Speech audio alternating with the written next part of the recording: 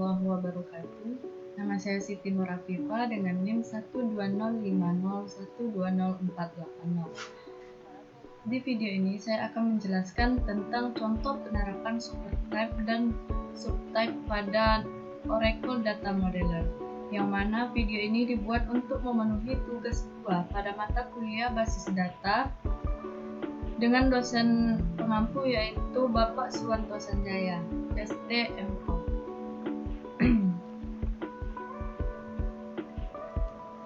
Model data ada 3, yaitu yang pertama model konseptual, yaitu model yang mengidentifikasi setiap entitas penting. Yang kedua model logis, yaitu mencakup semua atribut dari setiap entitas. Yang ketiga model fisik. Model fisik yaitu menampilkan semua struktur termasuk kolom, primary key, dan foreign key. Nah, di sini kita mempunyai studi kasus tahapan menjadi siswa di SMA Negeri 2 Rumbio Jaya. Nah, yang pertama yaitu entitas siswa. Entitas siswa ini mempunyai atribut ID siswa atau NISN-nya atau nomor induk siswa nasional. Yang kedua yaitu nama, alamat, dan nomor HP.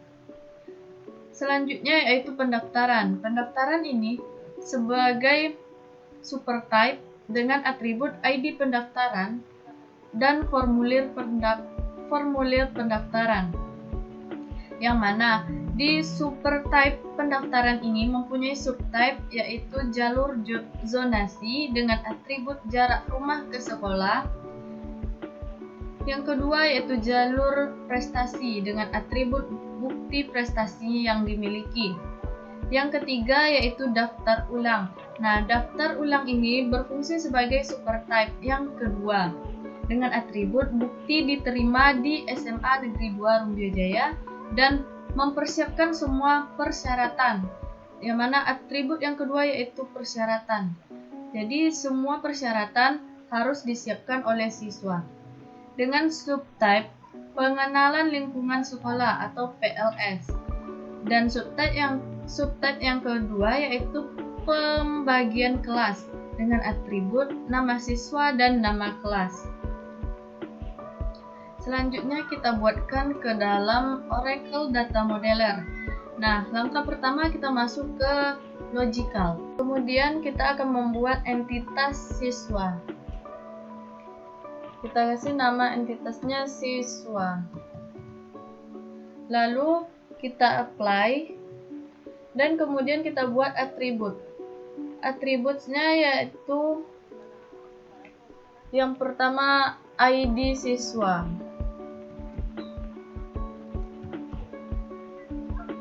Data type-nya kita pilih logical dan source type-nya kita pilih integer. Kemudian karena ini ID jadi kita pilih primary UID. Lalu apply, kemudian tambah lagi atributnya. Kita kasih nama atribut yang kedua yaitu nama siswa. Data type-nya logical dan source type-nya varchar. Kemudian untuk size-nya kita buat 50 karena terkadang ada nama orang tuh panjang dan ada juga yang pendek. Jadi kita mandatory atau wajib diisi, kemudian kita apply lagi. Kita tambah lagi atribut yang ketiga, yaitu alamat. Kita pilih untuk data type-nya logical dan source type-nya varchar. Untuk size-nya kita buat 50 dan kita isi sebagai mandatory atau wajib diisi. Kemudian kita tambah lagi atribut yang keempat yaitu nomor HP, logical, varchar kita buat 20. Karena nomor HP ini merupakan opsional, jadi kita tidak ada memilih salah satu dari primary UID, mandatory, ataupun yang lainnya. Langsung saja kita apply, kemudian kita klik OK. Nah, di sini terdapat satu entitas, yaitu entitas siswa. Kemudian kita buat entitas yang kedua, yaitu pendaftaran.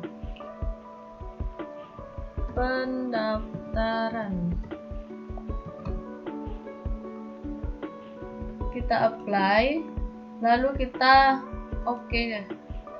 Selanjutnya kita buat subtype untuk pendaftaran, yaitu jalur zonasi. Nah, di sini kita tulis saja zonasi. Kita pilih supertype-nya, yaitu pendaftaran. Kemudian kita apply. Kemudian kita buat atributnya. Untuk zonasi, atributnya yaitu jarak. Maksudnya yaitu jarak dari rumah siswa ke sekolah. Terpenuhi atau tidak, maka kita harus menuliskan jaraknya. Kemudian data type-nya kita pilih logical, dan source type-nya kita pilih varchar. Untuk size kita buat 50. Lalu kita klik mandatory, karena ini wajib diisi. Kemudian apply, lalu OK. Nah, di sini sudah terdapat subtype dari supertype pendaftaran.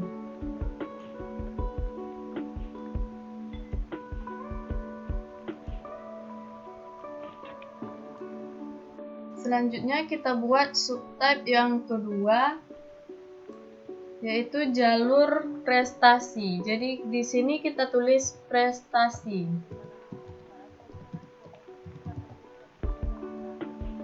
Dengan supertype-nya pendaftaran, lalu kita apply, kemudian kita tambahkan atribut, yang mana atribut pada prestasi ini yaitu bukti prestasi. Kita tulis saja buktinya. Bukti. Data type-nya logical dan source type-nya B-file. Karena di sini biasanya itu dalam bentuk sertifikat, jadi kita buat saja sebagai file. Lalu kita mandatory karena ini wajib diisi, kemudian di-apply dan OK. Nah, di sini kita sudah mempunyai dua subtype dari supertype pendaftaran.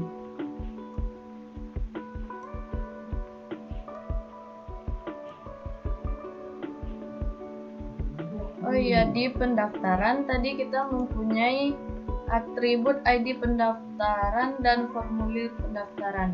Nah, di sini kita buat lagi atribut di pendaftarannya. Atribut ID pendaftaran, kita tulis ID underscore P pendaftaran, dan data type-nya kita pilih logical lagi, dan source type-nya kita buat integer.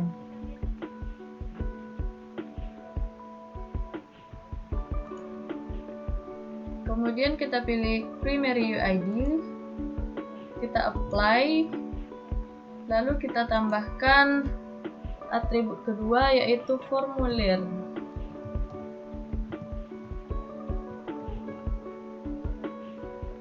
Kita pilih logical,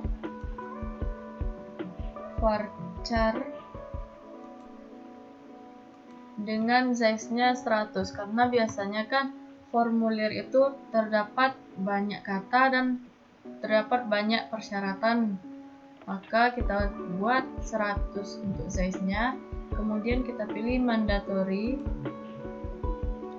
lalu kita apply dan oke. Nah, di sini sudah terdapat atribut dari supertype pendaftaran dan subtype dari pendaftaran dari supertype pendaftaran. Kemudian kita akan membuat supertype untuk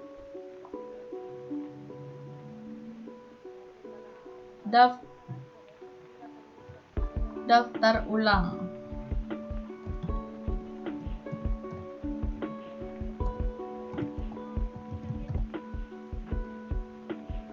Lalu kita apply, kemudian klik OK. Nah, di daftar ulang ini juga mempunyai beberapa atribut. Dapat kita lihat pada studi kasus ini. Atributnya yaitu bukti diterima di sekolah tersebut dan persyaratan.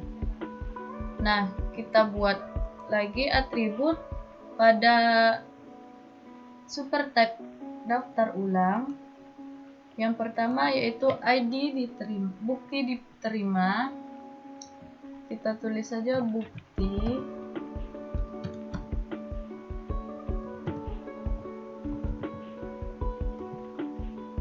Lalu logical. Kemudian kita pilih varchar. Kita buat 20 untuk size-nya dan kita pilih primary UID. Lalu kita apply. Kemudian kita buat lagi atribut yang kedua yaitu persyaratan, di mana setiap siswa harus mempersiapkan persyaratan yang sudah ditentukan oleh sekolah.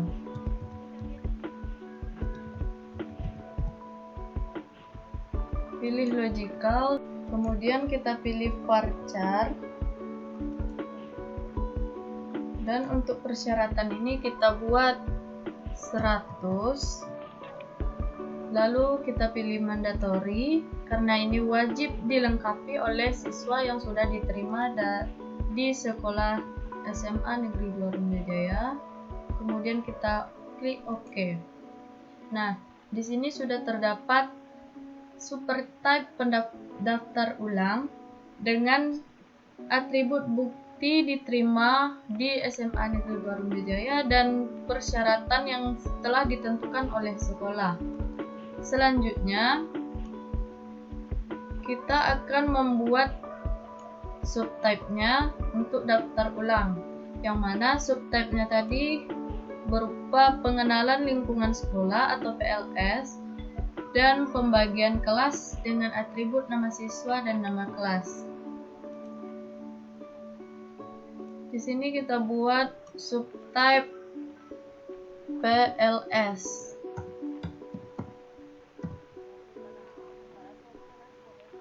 Dengan supertype daftar ulang, kemudian kita apply dan OK.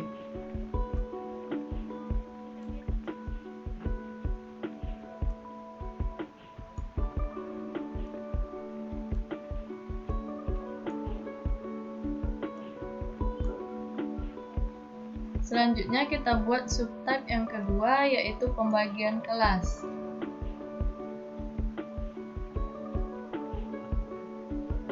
Di sini kita buat namanya kelas.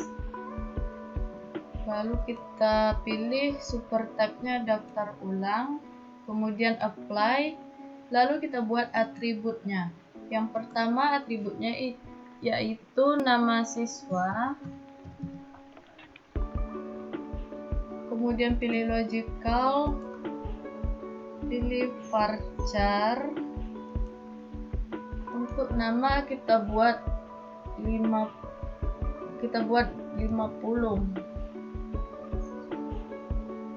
Kita pilih mandatory, kemudian apply. Selanjutnya atribut yang kedua yaitu nama kelas. logical, varchar. Di sini 20. Pilih mandatory, apply, dan oke.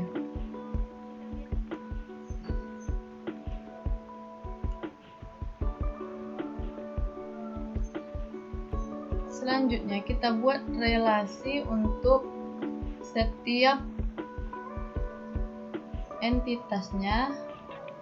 Yang pertama dari entitas siswa ke entitas pendaftaran, kita pilih relasi one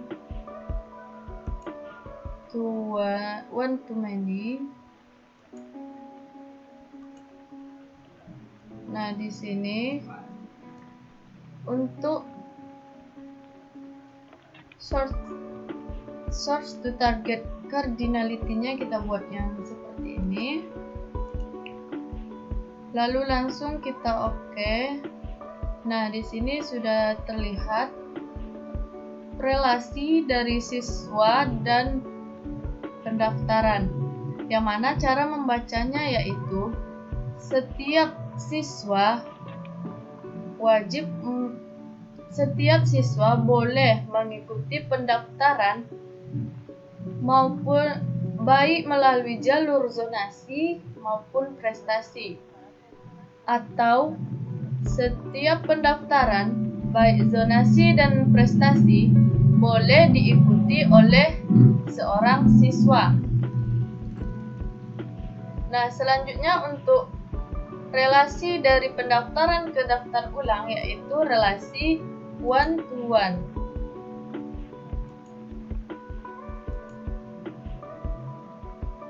Langsung kita oke.